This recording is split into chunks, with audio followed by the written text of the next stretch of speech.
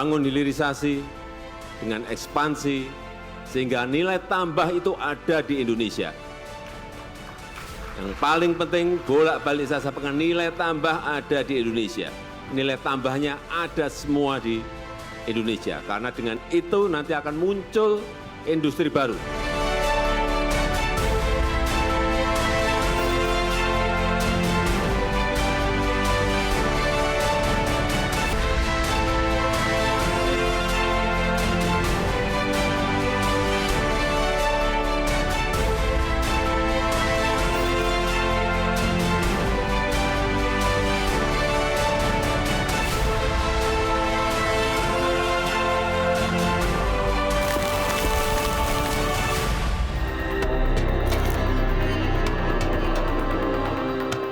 Presiden Joko Widodo tampak geram saat menjelaskan keuntungan negara dari program hilirisasi nikel CS. Ia kerap dikritik bahwa rakyat tidak mendapat manfaat apapun dari program tersebut. Hal ini disampaikan Jokowi di hadapan para CEO saat bertemu di kawasan Ibu Kota Nusantara 2 November 2023 lalu. Menurut Jokowi, negara mendapatkan keuntungan dari pajak penghasilan badan, PPh karyawan, royalti, PNBP, dan juga dividen. Ekspor nikel dihentikan. Terus yang ngerjakan swasta, yang untung dia dong. Rakyat dapat apa? Saya sampaikan, negara ini nggak bisa bekerja kayak swasta. Income, penerimaan negara itu dari pajak, dari biaya ekspor, dari penerimaan negara bukan pajak. Saya sampaikan, negara memang tidak mendapatkan keuntungan dari sana, tetapi negara mendapatkan penerimaan dari PPh, badan PPh, karyawan, dari royalti, dari penerimaan negara bukan pajak, dari dividen, dapat banyak. Nah, dari situlah bisa dipakai oleh APBN untuk apa? Untuk dana desa, untuk bantuan sosial, untuk membangun infrastruktur. Memang harus dijelaskan seperti itu supaya clear. Dipikir kita nggak dapat apa-apa, dapat. Sebelumnya Wakil Presiden RI ke-10 dan 12 Yusuf Kala melontarkan kritik keras terkait hilirisasi di bidang minerba khususnya nikel. Menurut JK, saat ini 90% nikel di Indonesia dikuasai China. Hal itu lantaran Indonesia belum memiliki teknologi sendiri untuk melakukan hilirisasi. 90% nikel ini dikuasai China di Indonesia. Karena mereka selalu menganggap teknologi ada mereka. Kita selalu harga diri rendah seakan-akan tidak bisa menguasai teknologi. Karena itu saya dengan perusahaan itu membuktikan bahwa semua itu bisa dilaksanakan dengan teknologi. Dan kita bisa menguasai teknologi itu. Smelter, apapun, listrik, semua kita bisa kuasai. Dengan tenaga-tenaga Anda, insinyur muda itu. Di tengah beragam pro dan kontra seputar proyek hilirisasi, lantas bagaimanakah nasib kelanjutannya di tangan penerus Jokowi?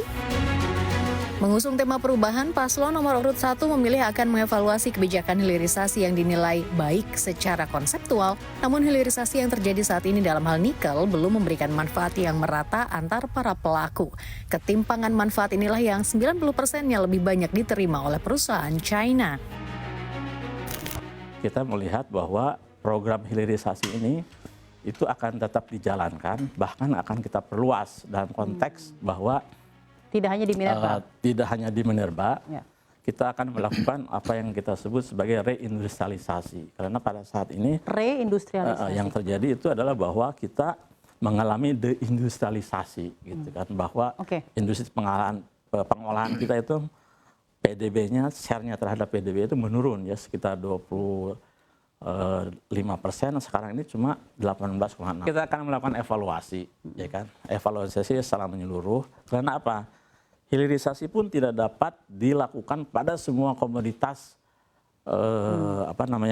minerba itu, ya kan? Kita harus melihat karakteristik dari masing-masing komoditas. Untuk nikel mungkin kita tepat.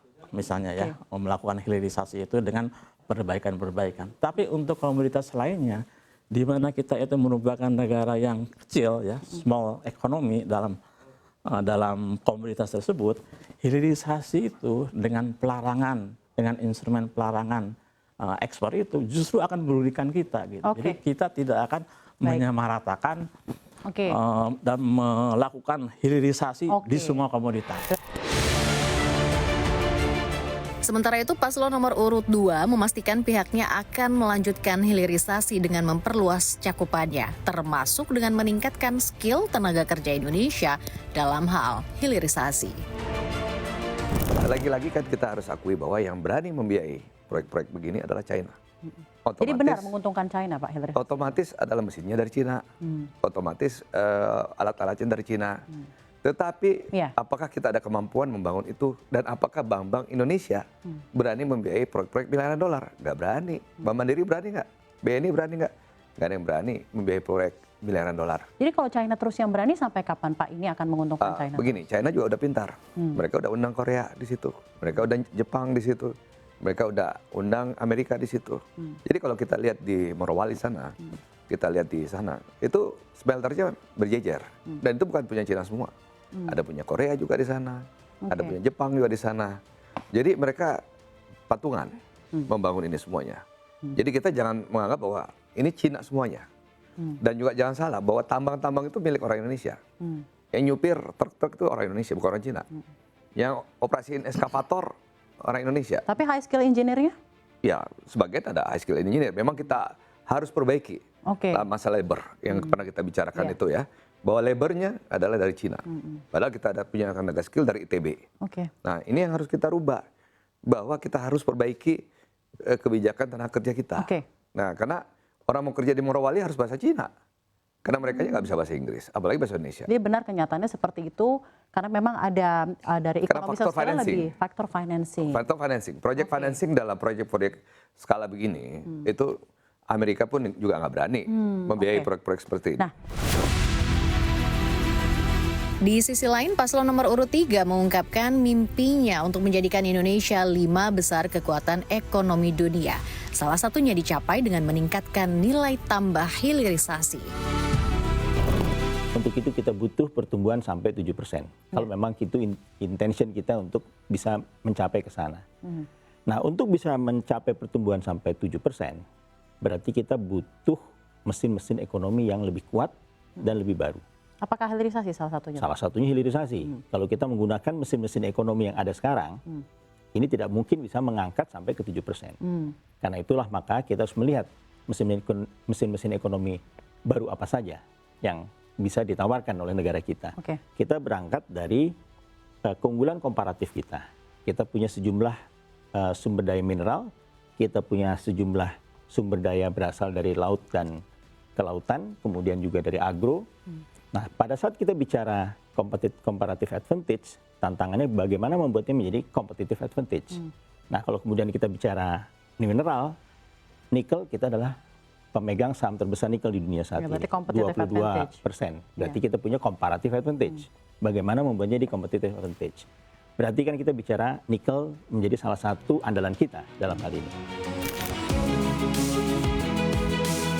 Dalam pasal 33 Undang-Undang Dasar 1945 tertuang, bumi, air, serta kekayaan alam yang terkandung di dalamnya dikuasai oleh negara dan dipergunakan untuk sebesar-besarnya bagi kemakmuran rakyat. Indonesia adalah negara yang kaya, gemah ripah loh jinawi. Sudah seharusnya siapapun yang menjadi pemimpin di Republik ini mengoptimalkan kekayaan yang ada di dalam perut bumi. Demi kesejahteraan seluruh rakyat Indonesia, bukan menjadi monopoli segelintir orang semata, apalagi menjadi sumber kekayaan negeri yang berada nun jauh di sana.